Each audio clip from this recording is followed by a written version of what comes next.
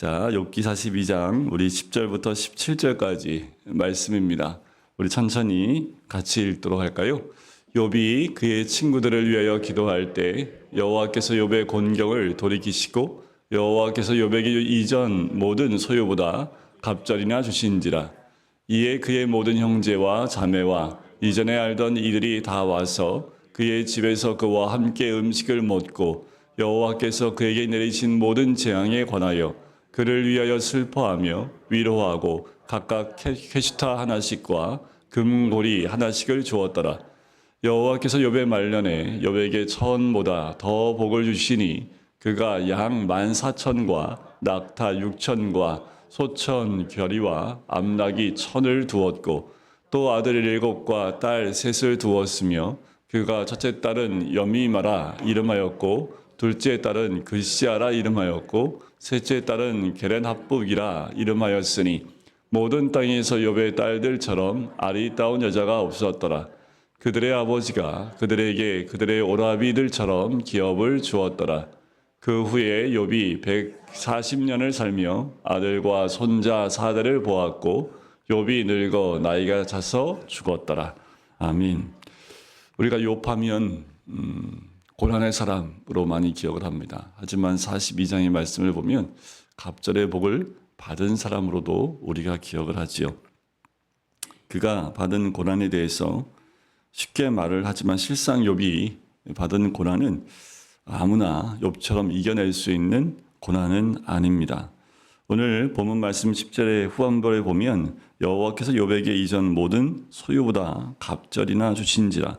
또 12절에 보면 여호와께서 욥의 말년에 처음보다 더 복을 주셨다라고 이야기합니다. 비교를 처음보다 복을 주셨다라고 하지요. 작년보다 올해 더 큰 복을 누리시길 주의 이름으로 간절히 축원드립니다. 작년에 받은 복을 한번 세어보세요. 그리고 오늘 올해 받을 복을 또 소망하며 세문 한번 해보십시오. 그래서 욥이 처음보다 그렇게 복을 주셨던 것처럼 작년보다 올 한 해 주님이 허락하신 복이 우리 모든 성도님들 가운데 임하시길 주의 이름으로 간절히 축원드립니다. 그럼 처음은 어땠을까? 이것도 한번 봐야겠지요. 욥이 고난받기 전의 상태를 의미하지요. 욥기서는 처음부터 욥이 얼마나 대단한 사람인지를 1장 1절부터 5절까지 이야기를 합니다. 욥은 동방의 가장 큰 부자였습니다. 누가 봐도 부족함이 없는 집안이었지요. 그리고 이는 여호와께서 욥에게 복을 주신 결과라고 1장 10절에 이야기를 합니다. 근데 어느 날 마귀가 와요. 사탄이 와서 욥을 시기합니다. 하나님 복 주시니까 욥이 이렇게 하는 거지 하나님 복 주신 거 걷어가면 아무것도 그의 믿음도 남지 않을 거라고 시기하고 있습니다. 그래서 하나님이 시험해 보라고 허락을 하시지요. 그래서 욥은 말로 할 수 없는 고난을 당합니다. 하루아침에 재산을 다 잃게 되고 그 재산과 함께 자녀들을 다 잃게 됩니다. 더 나가서 몸에는 종기가 나지요. 그래서 질그릇 조각으로 몸을 긁어야지만 될 수밖에 없는 극한의 고통까지 느끼게 됩니다. 그 순간에 옆에 있었던 아내는 차라리 하나님을 욕하고 죽으라 하고 저주하고 악담하며 떠나버리는 그 아픔도 느끼게 되지요. 위로하겠다고 찾아온 친구들은 위로는커녕 욥의 신앙을 의심하고요. 욥이 당한 고난에 대하여 말로 말할 수 없는 오랫동안의 상처를 주는 모습을 봅니다. 욥도 이런 자신의 처지를 괴로워하고 있는 그 모습이 등장을 하지요.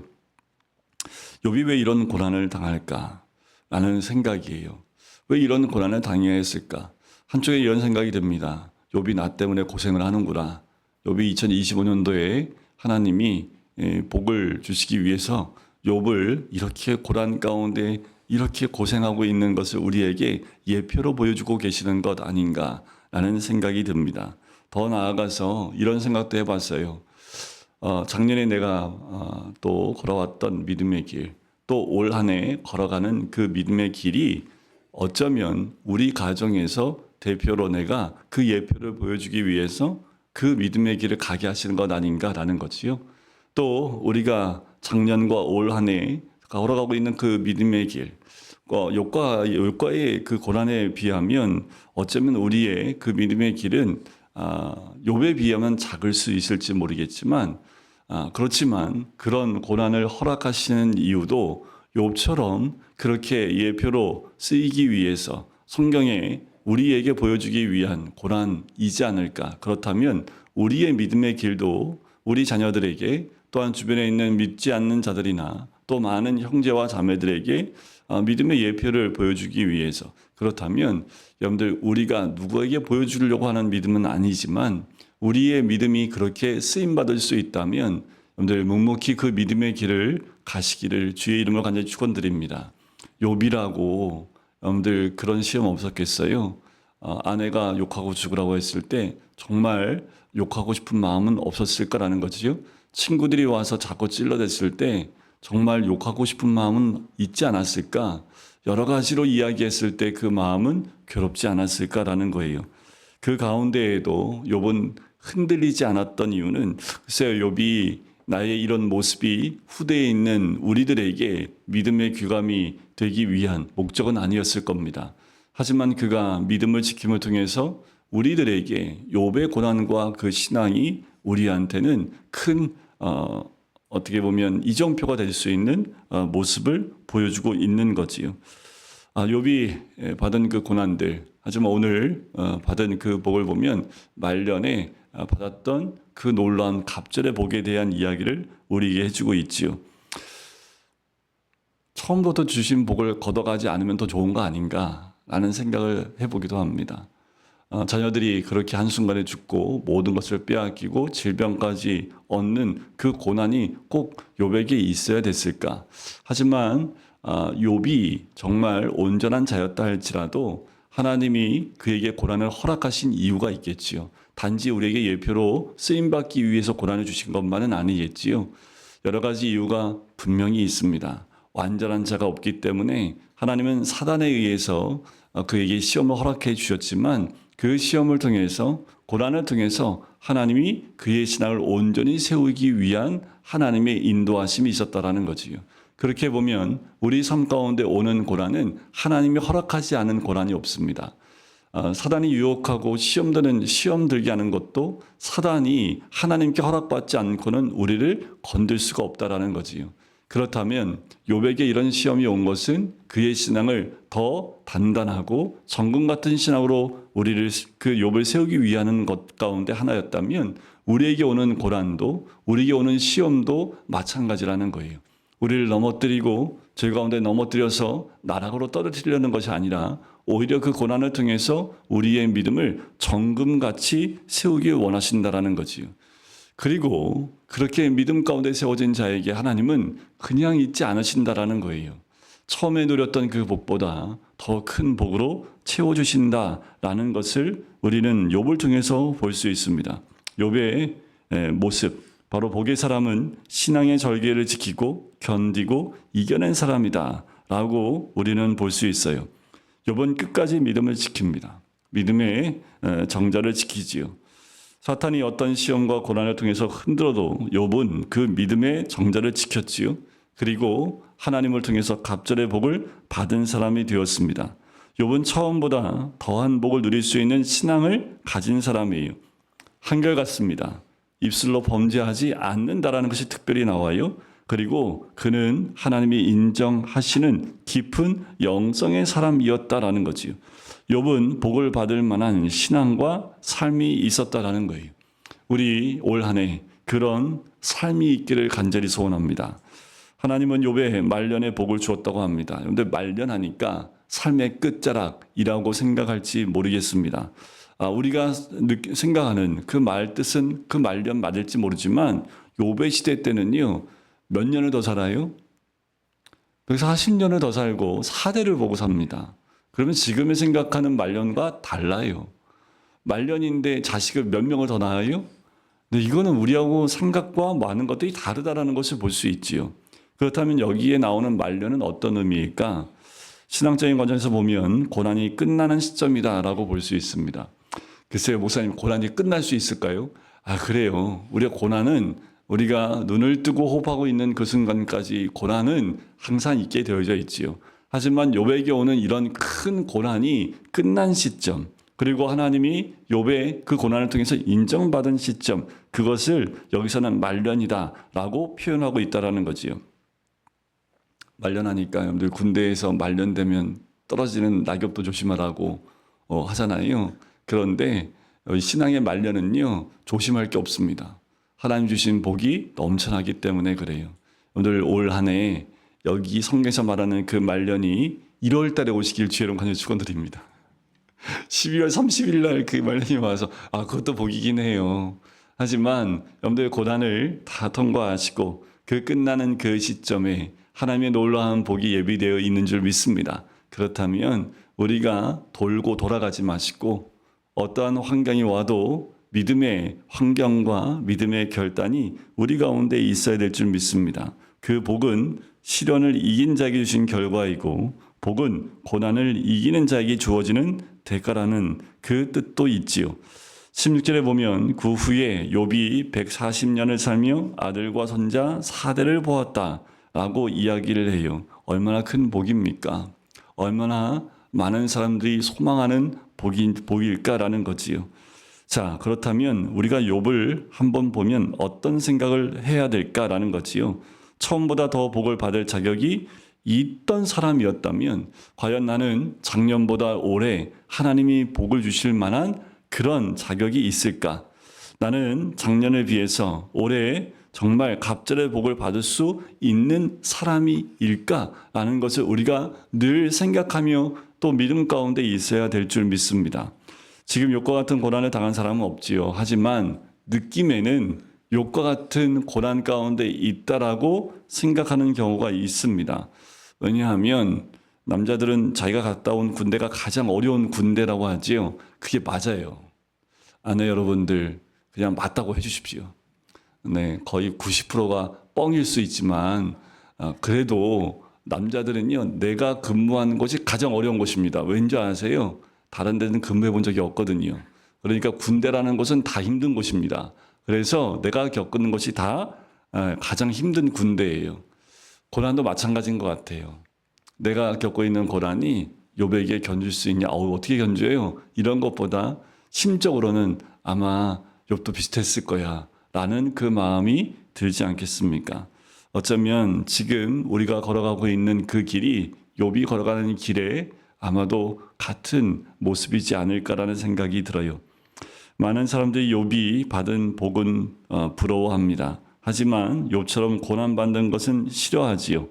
고난이 오는 것을 두려워합니다. 당연히 두려워할 수밖에 없지요. 하지만 욥이 누리고 있는 갑절의 복은 그냥 우연히 주어진 것 아닙니다. 저절로 온 것도 아니지요. 시간이 흐르면서 자연스럽게 주어지는 것도 아닙니다. 복은 우연히 없다라는 겁니다. 그것을 대하는 우리의 마음의 태도와 자세가 굉장히 중요하다라는 거예요. 믿음은 삶입니다. 믿음은 입술과 생각 가운데 있는 것이 아닙니다. 믿음은 삶이어야 합니다. 믿음과 삶이 분리되어 있을 때 우리는 괴리감에 빠질 수밖에 없고 우리의 신앙을 확인할 수가 없는 거예요. 내가 믿음이 있음을 어떻게 알아요? 시험하여 보고 내가 믿음 가운데 있는지를 날마다 시험하여 보라는 사도 바울의 그 말씀처럼 맞아요. 우리가 믿음에 있는 것은 오늘 하루의 내 삶 속에서 그 믿음이 드러나게 되는 겁니다. 그게 곧 뭐예요? 복입니다. 하나님이 갑절의 복을 주시는 것은 내 삶 가운데 드러난 믿음을 통해서 주어주시는 하나님의 큰 복인 줄 믿습니다. 모든 문제에는 답이 있습니다. 모든 사건에는 결말이 있지요. 여기서 중요한 것은 우리의 신앙입니다. 우리의 신앙생활이라는 거예요. 나의 삶의 내용이 정말 하나님이 주실 복의 통로의 역할을 하고 있는지, 내가 어떻게 살아가야 하는 삶을 살아가야 하느냐 하는 삶의 내용, 그것이 우리 가운데 있어야 된다는 거지요.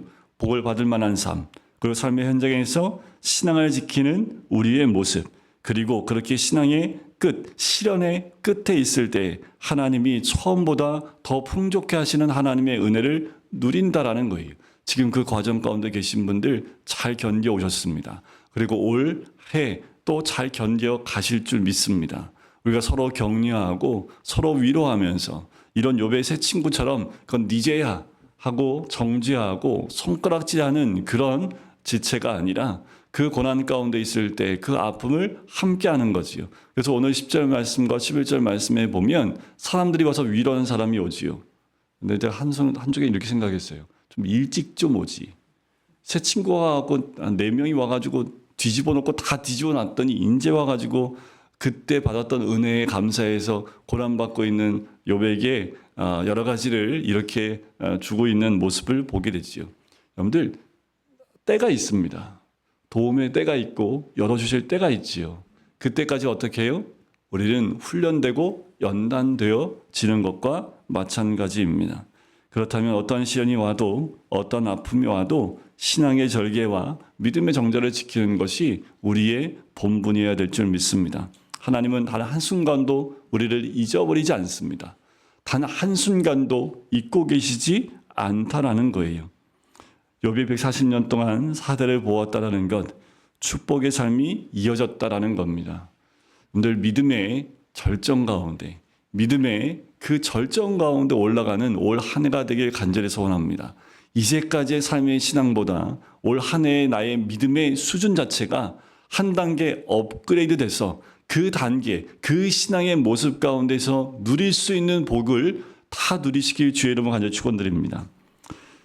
가장 중요한 건요, 욥에게 있어서 고난 가운데 입술을 지켰다라는 거예요. 근데 그만큼 우리가 가장 지키기 어려운 게 뭘까요? 입술입니다. 그건 곧 말입니다. 이스라엘 백성이 광야 가운데서 가장 쉽게 넘었던 게 뭘까요? 그 입술이었습니다. 근데 마음에는 어떻다 할지라도 입 밖으로 터져 나오는 순간 그것이 죄가 됩니다. 내 입술을 지킨 것, 욥이 끝까지 무너지지 않았던 것은 그 마음이 어떻든 그 괴로움이 어떻든 간에 입술로 범죄하지 않았다라는 거예요. 신앙이 무너질 때 제일 먼저 무너지는 것이 말입니다. 그리고 신앙이 무너지면 부정적 말만 하게 돼요. 그러면 원망과 불평이 떠나지 않습니다. 하지만 믿음의 사람들이 쏟아내는 원망과 불평은 복을 잃어버리게 함을 우리는 명심해야 합니다. 그래서 사단은요, 늘 두루다니며 삼킬차를 찾지요. 사단은 온 땅을 두루다니며 원망하고 불평하는 자를 찾고 있습니다. 사탄한테 걸리면 우리는 다 복을 빼앗기게 될 수밖에 없다라는 거지요. 여기에 걸려 넘어지지 않는 올 한 해가 되길 간절히 소원합니다. 입술 꼭 닫고 자크 딱 챙기고 내 마음에 여러 가지 생각과 번뇌와 또 여러 가지 마음에 물음표와 많은 것이 있다 할지라도 믿음 없는 말과 원망과 불평하는 그 입술은 닫으십시오. 그러면 하나님께서 그 입을 닫고 있는 모습 하나만으로도 우리의 신앙 가운데 하나님이 인도하시는 놀라운 복이 있을 줄 믿습니다. 여러분들 이 욥이 누린 복이 뭔지 아세요? 몇 가지만 소개해 드릴 테니까 우리가 또 복하면 올 한 해 빠지지 않고 우리 모든 성도들이 받아야 될 복이니까 가축이 갑절로 늘어나지요. 물질의 복입니다. 자녀를 다시 하나님이 허락하셨지요. 자녀의 복입니다. 140년 동안 하대를 받았지요. 형통의 복입니다. 늙어서 나이가 차서 죽는 장수의 복도 누렸다라는 거지요. 욥이 누리지 않은 복이 하나도 없습니다. 근데 욥이 받지 않은 고난이 하나도 없습니다. 그러니까 고난의 깊이만큼 복의 깊이도 남다르다는 것을 욥을 통해서 또 볼 수도 있지요. 여러분 올 한 해 이런 형통함이 우리 모든 성도님들 삶의 현장과 또 가정의 구석구석에 또 자녀의 가정 가운데 임하길 소원합니다. 그러면 현재 우리가 걷고 있는 그 믿음의 길을 묵묵히 걸어가십시오. 그러면 그 길 끝에 하나님이 기다리고 계시고 또 하나님이 막혀있던 것들이 열리는 귀한 은혜를 올 한 해 누리시게 될 줄 믿습니다. 고난이요, 여러분들 까짓것 하세요. 까짓것. 지금까지 여러 가지 고난 가운데 있었지만 지금에 받는 고난도 까짓것 하나님이 나에게 허락하신 고난이라면 까짓것 그 믿음을 이겨내지 라는 그 생각을 갖고 믿음으로 선포하며 나갈 때 하나님의 도우심이 반드시 있고요. 그리고 고난은 끝이 있습니다. 고난이 끝이 없는 고난은 없어요. 끝이 있어요. 그 끝이 올 때까지 우리가 욥처럼 믿음에 단련되어진 정금 같은 믿음으로 세워지는 우리 모든 성도님 되시기를 주님의 이름으로 간절히 축원드립니다.